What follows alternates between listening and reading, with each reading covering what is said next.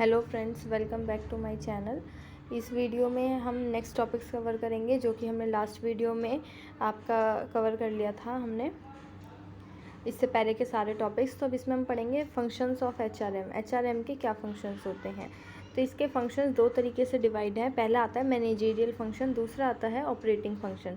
Managerial functions क्या होता है, जिसमें आपको मैनेज करना होता है, मतलब जिसमें आपको planning, organizing, directing and controlling करनी होती है। एंड ऑपरेटिंग फंक्शंस वो फंक्शंस होते हैं जिसमें आपको सिर्फ स्ट्रैटेजीज़ बनानी होती है और ऑपरेटिंग में आपको चीज़ों को एग्जीक्यूट करना होता है। तो इसके लिए आपके कौन कौन से फंक्शंस हैं। फर्स्ट आता है procurement function, development function, compensation function, integration function and the maintenance. इनको हम सबको डिटेल में पढ़ते हैं। सबसे पहले बात करते हैं, ये दो कैटेगरी में डिवाइड है जो एचआरएम के फंक्शंस हैं। फर्स्ट आता है मैनेजरियल फंक्शन। मैनेजरियल फंक्शंस वो होता है जो फंक्शंस जनरल फंक्शंस होते हैं जो मैनेज करते हैं people effectively in the organization. इसको पीपल्स जो होते हैं वो मैनेज करते हैं। जैसे फर्स्ट आता है प्लानिंग। प्लानिंग में क्या प्लान किया जाता है, जैसे हमें देखा जाता है कि एचआर मतलब ह्यूमन रिसोर्स की नीड क्या है, ट्रेंड क्या है, उसका बजट क्या है फ्यूचर में। और इसके अलावा प्लानिंग में हम ये प्लान करते हैं कि एचआर गोल्स और स्ट्रैटेजीज़ क्या हैं, वो सब हम इसके अंदर प्लान करते हैं। सेकंड आता है आपका ऑर्गेनाइजिंग। ऑर्गेनाइजिंग मतलब होता है कि अलोकेट करना आपके टास्क, रिस्पॉन्सिबिलिटीज़ और जो आपकी इस्टेब्लिशमेंट है, आपकी जो हायरार्की है, आपकी जो ऑर्गेनाइजेशन में इस्टेब्लिशमेंट है वो। हायरार्की मतलब क्या होते हैं, लेवल होते हैं, टॉप मैनेजमेंट और लोअर लेवल मैनेजमेंट, वो सब चीज़ें। उसके बाद आता है आपका creating and effective work structure. Organize क्या करते हैं हम, ताकि हम एक इफेक्टिव वर्क कल्चर मतलब स्ट्रक्चर आपका बना सकें, तो उसको हम ऑर्गेनाइज करते हैं। फिर आता है आपका डायरेक्टिंग। डायरेक्टिंग क्या होता है, जिसमें हम गाइड करते हैं, सुपरवाइज करते हैं और मोटिवेट करते हैं एम्प्लॉयज़ को, और उनको एक तरीके से हम डायरेक्शन देते हैं। इसमें डायरेक्टिंग का मतलब ये है कि हम उनको डायरेक्शन प्रोवाइड करते हैं कि उनको किस तरीके से वर्क करना है। फिर आता है आपका बिल्डिंग गुड ह्यूमन रिलेशनशिप। तो डायरेक्शन देंगे कि मतलब आपको सबको एक डायरेक्शन में जाना है, तो उसके लिए ह्यूमन जो आपके रिलेशनशिप्स हैं उसको गुड करने के लिए हम उनकी हेल्प करते हैं। फिर आता है आपका फोर्थ पॉइंट कंट्रोलिंग। इसमें क्या होता है, कंट्रोल क्या करते हैं हम, मैनेजमेंट की जो मतलब एक्टिविटीज़ होती है, जो मैनेजमेंट मैनेज करता है एक्टिविटीज़, उसको हम मॉनिटर करते हैं। एचआर की जो एक्टिविटीज़ होती है कंपेयर करते हैं जो हमने प्लान किया था और जो एक्चुअल में आउटपुट आ रहा है, वो दोनों में कितना डिफरेंस है। अगर वो सेम है तो वो स्ट्रैटेजी परफेक्ट है, अगर उसमें कोई डिफरेंस है तो हमें उसको दोबारा से उसको रिवाइज़ करने की ज़रूरत है। फिर आता है आपका इंक्लूड, जिसमें हम ऑडिट करते हैं, सर्वे करते हैं, परफॉर्मेंस को रिव्यू करते हैं। इसके अंदर हम कंट्रोल क्या करते हैं, ताकि हम मतलब सारे जो अकाउंट्स हैं हमारे और सारी जो चीज़ें हैं उनकी रिव्यू करते हैं। उसके बाद बात करते हैं सेकंड जो टाइप है हमारा ऑपरेटिंग, जिसको हम ऑपरेटिव फंक्शंस भी बोलते हैं। इस फंक्शन में आते हैं आपके, जिसमें कि इसमें हेल्प की जाती है एम्प्लॉयज़ की डायरेक्टली। किस तरीके से, इसमें डायरेक्टली एम्प्लॉयज़ को हेल्प किया जाता है ताकि वो इस फंक्शंस को परफॉर्म कर सकें। और सबसे पहला इसके अंदर आता है आपका प्रोक्योरमेंट फंक्शन। प्रोक्योरमेंट फंक्शन में आता है जिसमें हम जॉब एनालिसिस करते हैं। प्रोक्योरमेंट मतलब स्टार्टिंग के जो फंक्शन होते हैं, जिसमें हम सबसे पहले तो जॉब एनालिसिस करते हैं, मतलब जॉब की जो रोल है और उसकी जो रिक्वायरमेंट है उसको समझते हैं। फिर आता है एचआर प्लानिंग, मतलब human resource planning. For example, अगर आपको कुछ टॉयज़ बनवाने हैं तो आप सबसे पहले देखेंगे उस जॉब, मतलब वो जो टॉयज़ बनाने हैं, आपको 1000 टॉयज़ बनाने हैं, तो उसके लिए आप क्या जॉब रोल होगी, उसके लिए क्या क्या रिक्वायरमेंट होगी, आप सबसे पहले वो जॉब एनालिसिस करते हैं। फिर आता है आपको एचआर प्लानिंग। एचआर का मतलब होता है human resource planning. Human resource मतलब अब आप ये एस्टिमेट करेंगे कि आपको मैन पावर कितनी चाहिए, मतलब कितने लोग उस काम को करने के लिए चाहिए। फिर आता है आप उसको रिक्रूटमेंट एंड सिलेक्शन करेंगे, आप उनको रिक्रूट करेंगे और उनका सिलेक्शन करेंगे जो कि उस पोस्ट के लिए, उस जॉब के लिए परफेक्ट होगा। तो इसमें आप अट्रैक्ट करेंगे और चूज़ करेंगे राइट कैंडिडेट जो कि वो जो आपका जॉब है उसको परफॉर्म कर सके। फिर आती है प्लेसमेंट। प्लेसमेंट में क्या होता है, आप असाइन कर देंगे उन्हें job as per their skills. उनके स्किल्स के अकॉर्डिंग आप उनको एक जॉब प्रोवाइड कर देंगे। मतलब अगर आपको लगता है कि ये जो एम्प्लॉय है इस चीज़ में परफेक्ट है, तो आप उसको वो वाला काम अलॉट करेंगे, और ताकि आप इसको इफ़ेक्टिवली अपना जो जॉब है उसको कंप्लीट करा सके। फिर आता है आपका इंडक्शन। इंडक्शन का मतलब होता है कि आप इंट्रोड्यूस कराएंगे न्यू एम्प्लॉयज़ को टू द कंपनीज़। मतलब एक इंडक्शन होता है जिसमें कि आप न्यू एम्प्लॉयज़ को कंपनी से इंट्रोड्यूस कराते हैं। फिर आपका सेकंड जो फंक्शन आता है वो आता है डेवलपमेंट फंक्शन। जब आप रिक्रूट कर लेंगे, उनका सिलेक्शन कर लेंगे, उनको एक जॉब रोल असाइन कर देंगे, उसके बाद आपके पास जो एक इम्पॉर्टेंट फंक्शन है वो आता है आपका डेवलपमेंट फंक्शन। डेवलपमेंट फंक्शन में अब आप अपने एम्प्लॉय को ट्रेनिंग प्रोवाइड करेंगे ताकि उसकी इम्प्रूव हो सकें स्किल्स। उसके बाद आता है आपका परफॉर्मेंस अप्रेजल। परफॉर्मेंस अप्रेजल होता है कि मतलब आप जो वो काम कर रहे हैं उसको आप इवेल्युएट करेंगे और उनका पोटेंशियल देखेंगे। मतलब कि वो जो वर्क आपने असाइन किया था, आपने सोचा था कि ये एक एम्प्लॉय 50 टॉयज़ पर डे बनाएगा, तो वो बना पा रहा है कि नहीं, वो आप एनालाइज करेंगे, उनकी परफॉर्मेंस को अप्रेज करेंगे। फिर आता है एग्जीक्यूटिव डेवलपमेंट। एग्जीक्यूटिव डेवलपमेंट का मतलब होता है कि ट्रेनिंग जो फ्यूचर में चाहिए ट्रेनिंग वो प्रोवाइड करेंगे, उनको डेवलपमेंट प्रोवाइड करेंगे। उसके बाद आपका आता है करियर प्लानिंग। करियर प्लानिंग में होता है हेल्प करेंगे एम्प्लॉयज़ को ताकि वो ग्रो कर सके अपने करियर में, उनको हेल्प करेंगे। ये नहीं कि वो एक जगह स्टक रहें, उनके पास भी ऑप्शन होने चाहिए, उनके लिए भी ग्रोथ प्रोस्पेक्टिव होना चाहिए कि वो एक ऑर्गेनाइजेशन में आए हैं तो उनके लिए भी ये जो जॉब है वो ग्रोथ लेके आए। उसके बाद आप बात कर लेते हैं थर्ड फंक्शन की, जो कि है कंपनसेशन फंक्शन। कंपनसेशन फंक्शन में क्या होता है कि आप जॉब को इवैल्यूएशन करते हैं, मतलब जॉब की वैल्यू को असेस करते हैं। मतलब आप ये देखते हैं कि ये जो जॉब अगर जैसे हमने एग्जांपल लिया टॉयज़ का, तो ये आप 50 टॉयज़ बनाने में मतलब पर टॉय की जो आपकी कॉस्ट है वो क्या आ रही है, और उसके अलावा आप ये देखते हैं कि उस एम्प्लॉय को आपको उस एक टॉय बनाने के लिए कितना अमाउंट पे करना चाहिए, क्या सफिशेंट अमाउंट रहेगा। तो उसके लिए आप जॉब को इवेल्युएट करते हैं, असेस करते हैं कि उस जॉब की क्या वैल्यू है। फिर आता है wages and the salary admin. इसके अंदर आप ये ट्राई करते हैं कि फेयर पे सिस्टम हो, मतलब आप एम्प्लॉय को उसके वर्क के अकॉर्डिंग पे कर सकें। उसके बाद आता है आपका बोनस एंड इंसेंटिव। बोनस क्या होता है उनको, और इंसेंटिव ये होता है कि आप उनको मोटिवेट करते हैं उनकी परफॉर्मेंस के लिए। फॉर एग्जांपल आपने असाइन किया था कि ये जो पर्सन है, पर्सन 50 टॉयज़ बनाएगा बट उसने 75 टॉयज़ बना दिए, तो इसके लिए आप उसको एक बोनस प्रोवाइड करेंगे कि जितना ज़्यादा वो प्रोडक्शन करेंगे उतना ही आप उनको इंसेंटिव एंड बोनस प्रोवाइड करेंगे। तो वो होता है कि उनको मोटिवेट करा जाता है परफॉर्मेंस के लिए। फोर्थ फंक्शन आपका आता है इंटीग्रेशन फंक्शन। इंटीग्रेशन फंक्शन में क्या होता है, इंटीग्रेट करना मतलब उनको एक साथ लेके आना, मतलब इसमें अलाइन करना एम्प्लॉय के गोल विद द ऑर्गेनाइजेशन। जो ऑर्गेनाइजेशन के गोल है, ऑर्गेनाइजेशन का मतलब मेन गोल क्या होगा कि एक ऑर्गेनाइजेशन का एक गोल है उसको प्रॉफिट अर्न करना है, तो एम्प्लॉयज़ का जो गोल है उसको और ऑर्गेनाइजेशन के गोल्स को अलाइन करना, मतलब कि वो दोनों के जो है बेनिफिट में रहे।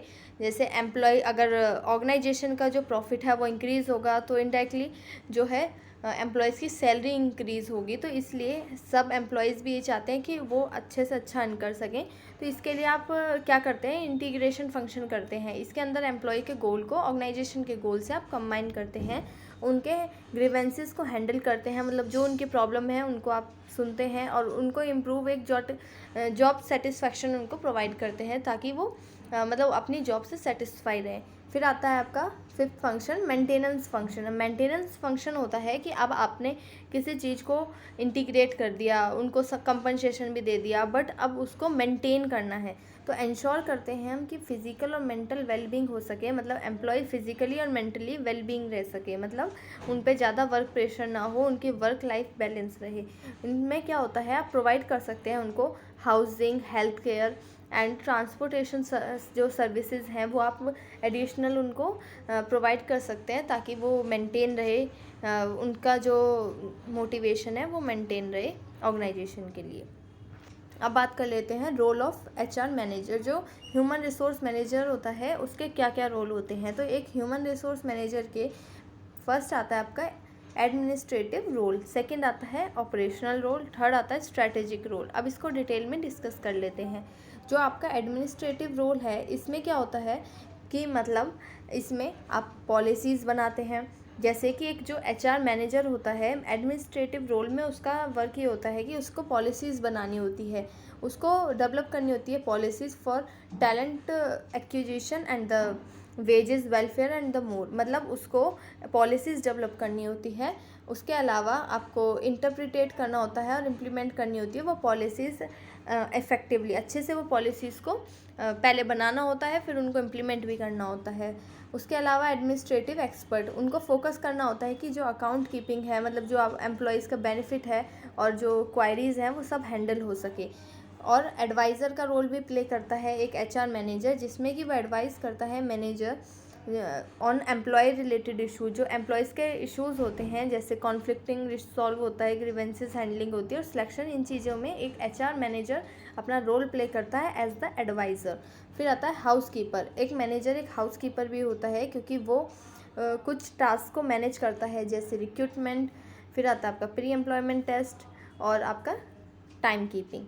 काउंसलर भी होता है, क्योंकि वो एम्प्लॉयज़ को सपोर्ट करता है for their personal and the work related जो प्रॉब्लम्स होती हैं, और उनको उसी तरीके से वो गाइडेंस प्रोवाइड करता है। तो एक काउंसलर का वर्क भी एक एचआर मैनेजर करता है। फिर आता है आपका वेलफेयर ऑफिसर। ये एम्प्लॉयज़ को देखता है, उनकी वेलफेयर पॉलिसीज़ को ट्राई करता है कि उनको अच्छी हेल्थ केयर मिल सके, उनको कैंटीन, उनके एजुकेशन सपोर्ट में वो हेल्प करता है। फिर आता है लीगल कंसल्टेंट, मतलब एक जो मैनेजर है वो अपने एम्प्लॉयज़ के लिए एक लीगली उनको प्रोवाइड करता है कि ग्रीवेंसेस कैसे हैंडल करनी है, या फिर कोई भी डिस्प्यूट है वो कैसे हैंडल करना है, तो उसके लिए वो एचआर मैनेजर है वो लीगली कंसल्ट भी करता है उनको। फिर आता है आपका जो एचआर मैनेजर है उसका एक ऑपरेशनल रोल होता है। ऑपरेशनल रोल में क्या होता है, जिसमें वो सबसे पहले रिक्रूट करता है, फोकस करता है कि वो अट्रैक्ट कर सके और रिटेन कर सके स्किल्ड एम्प्लॉयज़ को ऑर्गेनाइजेशन की नीड के अकॉर्डिंग। फिर आता है उनको ट्रेनिंग, डेवलपिंग और उनकी जो डेवलपमेंट है उनको मोटिवेटिंग, ये सब प्रोवाइड करता है। तो एक जो एम्प्लॉय का रोल है वो एक एचआर मैनेजर का रोल है वो अपने एम्प्लॉयज़ को ट्रेनिंग प्रोवाइड करना, उनकी डेवलपमेंट के लिए और उनकी मोटिवेटिंग के लिए ट्राई करता है। तो ये उसका रोल है। फिर आता है लिंकिंग पिन। लिंकिंग पिन क्या होता है, इसमें क्या होता है, वेरियस डिपार्टमेंट जो होते हैं, ताकि वो कम्युनिकेट कर सकें एम्प्लॉयज़ से, एम्प्लॉयज़ दूसरे डिपार्टमेंट से कम्युनिकेट कर सकें, और उनको एक कॉर्पोरेशन प्रोवाइड करता है जिसके अंदर कि मैनेजर और एम्प्लॉयज़ और ऑर्गेनाइजेशन को कनेक्ट करता है। मैनेजर एम्प्लॉयज़ एंड ऑर्गेनाइजेशन को कनेक्ट करता है। फिर आता है मीडिएटर। मीडिएटर में यही होता है कि वो रिजॉल्व करता है आपके कॉन्फ्लिक्ट जो है, इंश्योर करता है कि आप हारमोनी बनाए रखें, हारमोनी रिलेशनशिप रहे बिटवीन द आपके एम्प्लॉयज़ और आपके मैनेजमेंट के बीच में। फिर आप थर्ड रोल आते हैं एचआर मैनेजर के स्ट्रैटेजिक रोल, जिसके अंदर वो डेवलप करता है कोर कॉम्पिटेंसीज, जिसमें कि वो देखता है कि जो स्किल्ड आपकी वर्क फोर्स है उनको कंपनी में एक कॉम्पिटिटिव एज मिलती है। उसके बाद आता है प्रोवाइडिंग पर्पसफुल डायरेक्शन, एम्प्लॉयज़ को ऑर्गेनाइजेशन के मिशन के साथ अलाइन करता है, ताकि वो अपने जो गोल्स हैं वो अचीव कर सकें, और साथ साथ जो कंपनी के लॉन्ग टर्म गोल्स हैं उनको भी अचीव कर सके। थर्ड आता है क्रिएटिंग कॉम्पिटिटिव एडवांटेज। इसमें क्या होता है कि एक मैनेजर इंश्योर करता है कि जो उसकी वर्क फोर्स है वो हेल्प कर सके, या तो कॉस्ट लीडरशिप बनाने में या डिफ्रेंसिएशन में, जिससे कि वो मार्केट में आगे रहे। तो इसको हम क्या कहते हैं, जब हम अपने कॉम्पिटिटर से आगे होते हैं किसी चीज़ में, या तो हम उनसे अच्छा प्रोडक्ट कम कॉस्ट में बना पा रहे हैं, या फिर उन बिल्कुल ही हटके एक प्रोडक्ट बना रहे हैं हम अपने कॉम्पिटिटर से, तो ये होती है कॉम्पिटिटिव एडवांटेज, जो हमारे पास एक कॉम्पिटिटिव एडवांटेज होती है। तो एक मैनेजर का यही रोल होता है कि वो हेल्प करता है कि वो एक कॉम्पिटिटिव एडवांटेज बना सके अपनी ऑर्गेनाइजेशन के लिए। फिर आता है आपका फैसिलिटेशन ऑफ चेंज। इसमें क्या होता है, वो एक्ट करता है एज द एजेंट की तरह, ऑर्गेनाइजेशन के जो चेंजेस होते हैं और एनवायरनमेंट के जो मतलब एनवायरनमेंट में जो चेंजेस होते हैं, तो ऑर्गेनाइजेशन है वो कैसे अडॉप्ट कर सके उस एनवायरनमेंट के चेंजेस को, तो उसमें भी एक मैनेजर हेल्प करता है।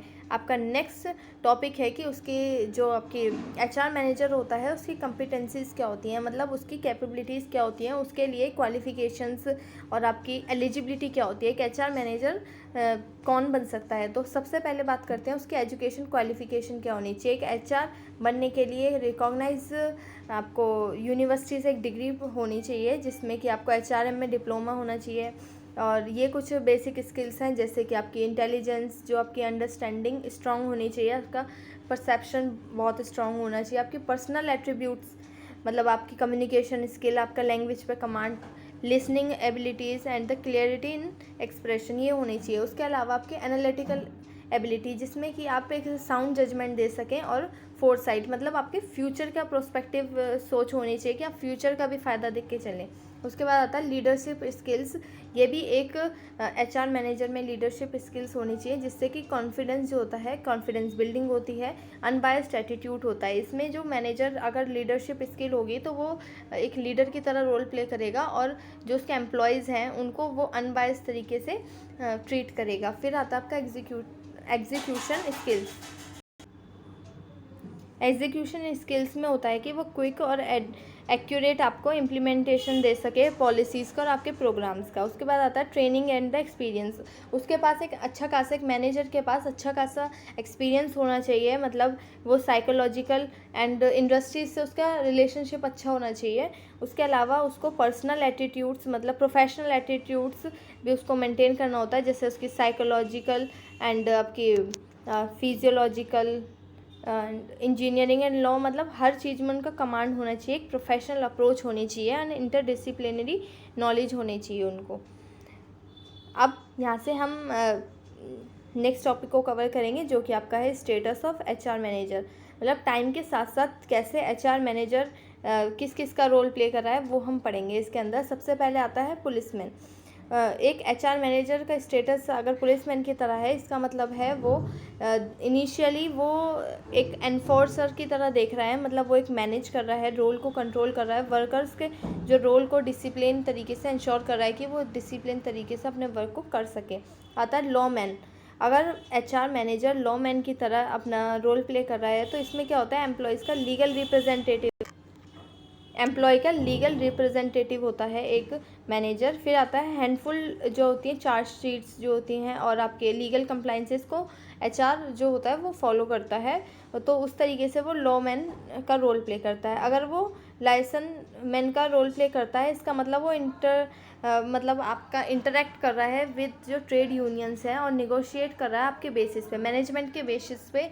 जो आपके ट्रेड यूनियंस हैं मैनेजमेंट से आपका नेगोशिएट कर रहा है on the basis of employees की प्रॉब्लम्स एंड इंटरेक्ट कर रहा है ट्रेड यूनियन से। फिर आता है कैटरिंग मैन। अगर वो कैटरिंग मैन का रोल प्ले कर रहा है, इसका मतलब है वो आपको अच्छी सर्विसेज प्रोवाइड कर रहा है, जैसे आपको कैंटीन्स प्रोवाइड कर रहा है, आपको हेल्थ केयर सर्विसेज। एक एचआर मैनेजर अपना रोल प्ले कर रहा है एज अ कैटरिंग मैन।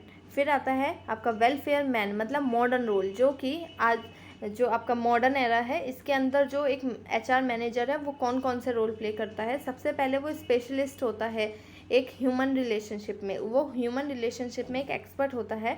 उसके अलावा वो फोकस करता है एम्प्लॉयज़ की वेलबींग, उनकी प्रोडक्टिविटी, उनको मोटिवेट करता है, उनको सपोर्ट करता है। और एचआर की अब पॉलिसीज़ की बात कर लेते हैं। एचआर की पॉलिसी, ये काफ़ी लंबी हो चुकी है वीडियो, तो हम ये जो एचआर पॉलिसीज़ हैं, मतलब आपकी ह्यूमन रिसोर्स पॉलिसीज़ हैं, इनको हम नेक्स्ट वीडियो में कवर करेंगे।